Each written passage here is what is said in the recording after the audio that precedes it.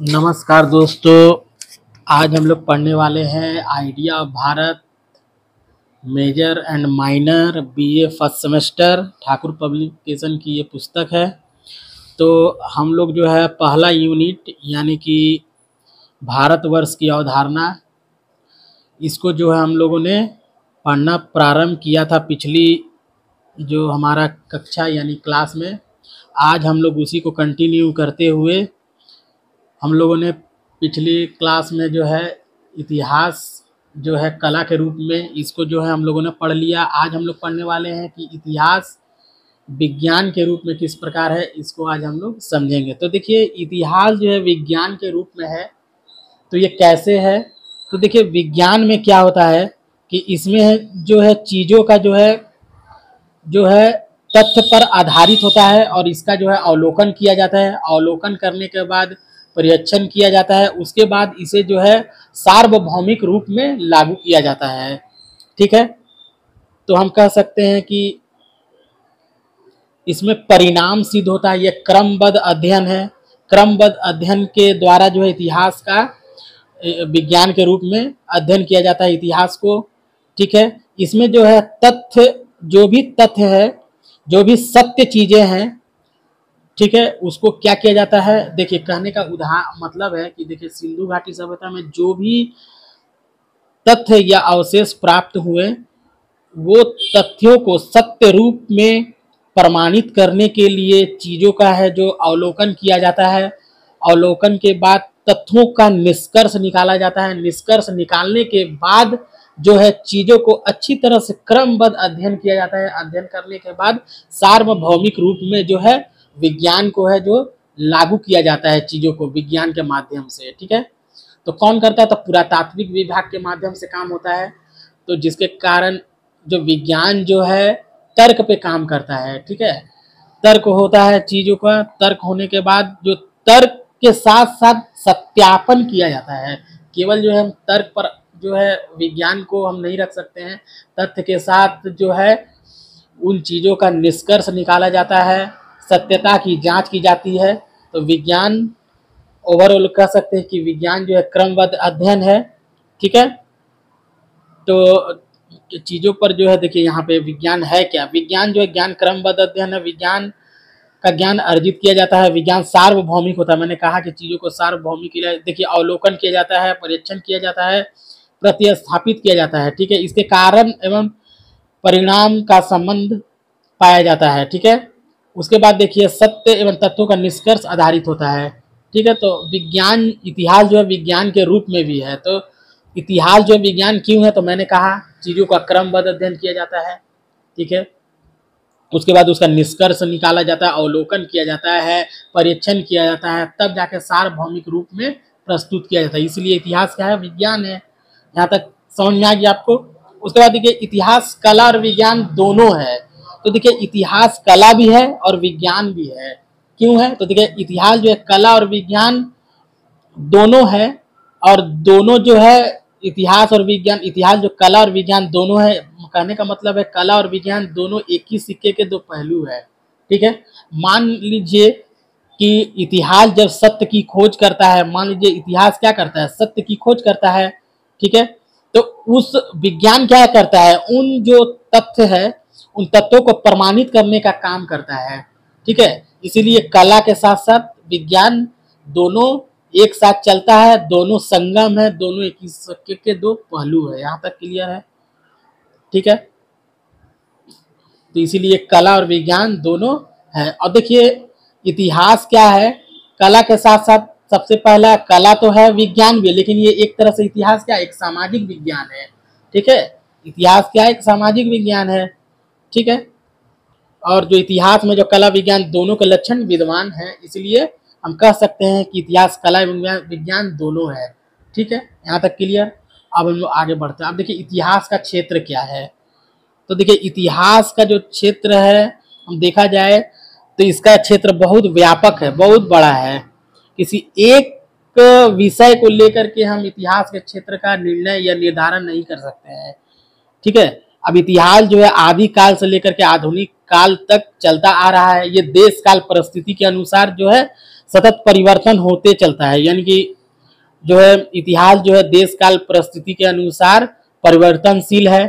ठीक है, उसके बाद क्या है कि सामाजिक आवश्यकताओं के अनुसार ये निरंतर विकास की ओर अग्रसर भी है। देखिएगा, विज्ञान देश काल परिस्थिति के अनुसार परिवर्तन हो जाता है, फिर ये सामाजिक आवश्यकता के अनुसार इसका विकास निरंतर चलता जा रहा है।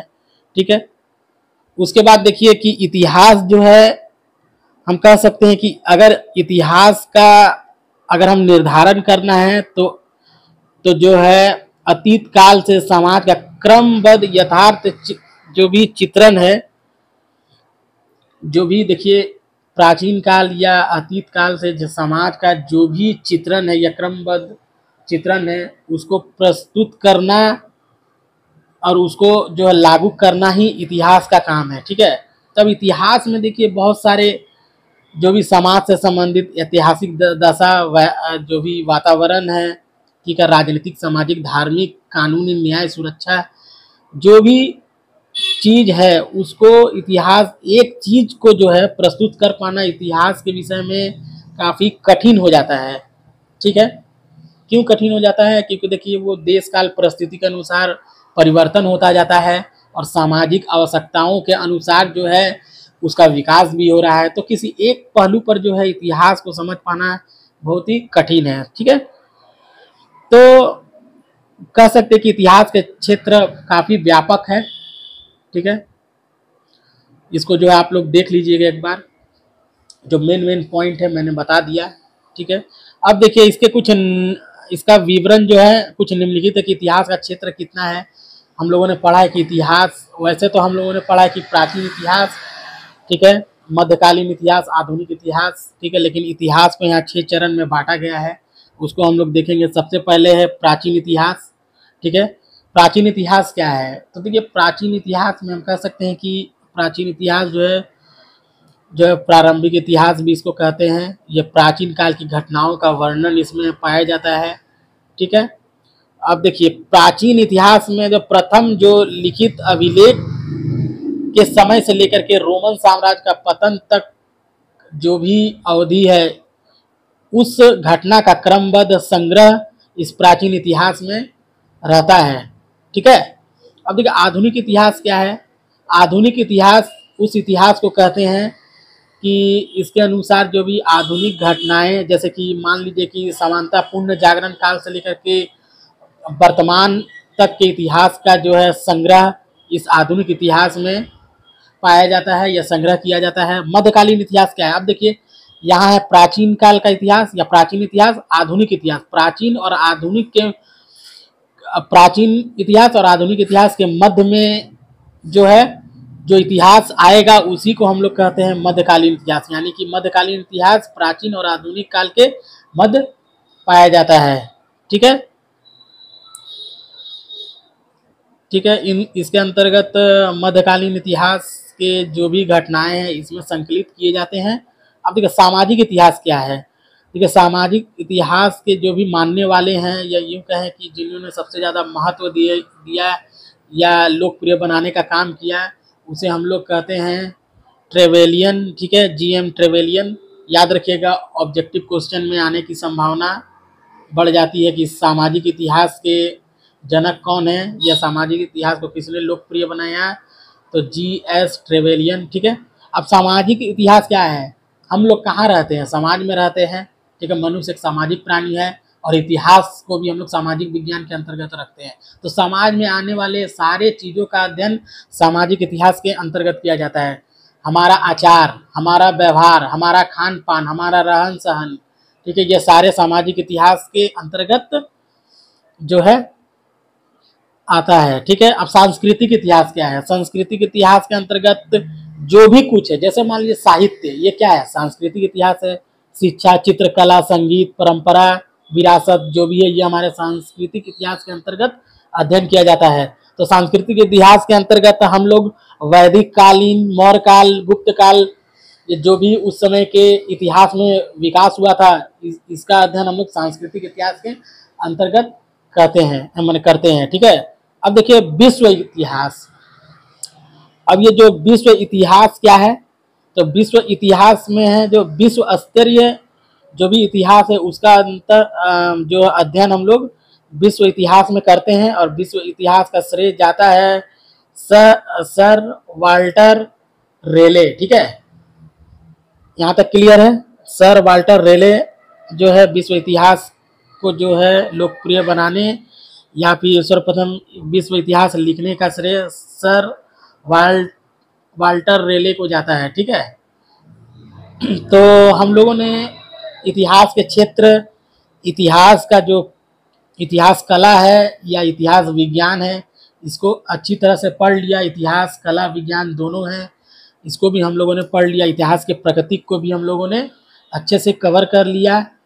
ठीक है, तो इकाई 1 में जो है हम लोगों ने यूँ कहें कि भारतवर्ष की अवधारणा में इतिहास का अर्थ, परिभाषा, ठीक है, इतिहास की प्राकृतिक, इतिहास कला के रूप में, विज्ञान के रूप में, इतिहास कला विज्ञान दोनों के रूप में, इतिहास का क्षेत्र, ठीक है, इसको हम लोगों ने कंप्लीट कर लिया। अब जो हमारा जो टॉपिक है, जो इतिहास जो है काल निर्धारण की विधियां, इसको जो है हम लोग कल करेंगे। ठीक है, तो हम लोग टॉपिक वाइज जाएंगे ताकि चीज़ छोटा हो, ठीक है, और आपको पढ़ने में भी अच्छा लगे और चीज़ों को आप अच्छी तरह से पढ़ पाएँ। तो दोस्तों, हम आशा करते हैं कि आपको यह वीडियो समझ में आया हो। ठीक है, और जो कल जो हम वीडियो देंगे वो इसी सेकंड चैप्टर का जो यूनिट 2 का जो MCQ होगा, आप लोग जो है चैनल को सब्सक्राइब कर ले ताकि आपके इतिहास से संबंधित BA फर्स्ट ईयर में या फर्स्ट सेमेस्टर में किसी प्रकार का कोई दिक्कत नहीं होगा। ठीक है, ये तो बस मैं आपको बता रहा हूँ।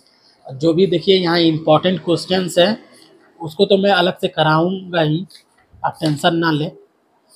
जैसे यहाँ पे ये जो क्वेश्चंस है सारे PYQ मतलब प्रीवियस ईयर, इसको तो मैं कराऊंगा ही। इतने अच्छे तो मैं चैप्टर जैसे ही कंप्लीट करूँगा ना, तो मैं सिर्फ आपको बताऊंगा, तो आप खुद ही जो है उत्तर दे पाएंगे। ठीक है, तो देखिए जिन्होंने भी अगर ये वीडियो नहीं देखा, ये MCQ को मैंने अच्छे से करा दिया है कंप्लीट, यूनिट 1 का MCQ पूरा। अब जा करके देख लीजिएगा, आपको MCQ अच्छे से समझ में आ जाएगा। और ये सारा PYQ क्वेश्चन है, प्रीवियस ईयर में पूछा गया है। ठीक है, तो ये चैप्टर वाइज रहेगा, आप टेंशन ना लें। किसी प्रकार का कोई दिक्कत इतिहास सब्जेक्ट में आपका नहीं होने वाला है। ठीक है, तो देखिए हम लोगों ने क्या पढ़ लिया है कि यहाँ पर उससे मिलता जुलता कोई टॉपिक। तो देखिए हम लोग जो भी चैप्टर को कंप्लीट करेंगे, देखिएगा उसके बाद एक स्रोत वाला क्वेश्चन आएगा कि प्राचीन भारत इतिहास के स्रोत की वर्णन करें। ठीक है, उसमें 2 तरह के स्रोत है, एक पुरातात्विक स्रोत, एक साहित्यिक स्रोत, तो दोनों पे क्वेश्चन पूछे जाते हैं। ठीक है, तो वो मैं कराऊंगा अच्छे तरीके से। आपको इतिहास में किसी भी प्रकार की कोई भी समस्या नहीं होने वाली है। आप चैनल को सब्सक्राइब कर लीजिएगा, वीडियो पसंद आए तो लाइक कीजिएगा। ठीक है, मिलते हैं हम लोग नए वीडियो के साथ, तब तक के लिए धन्यवाद।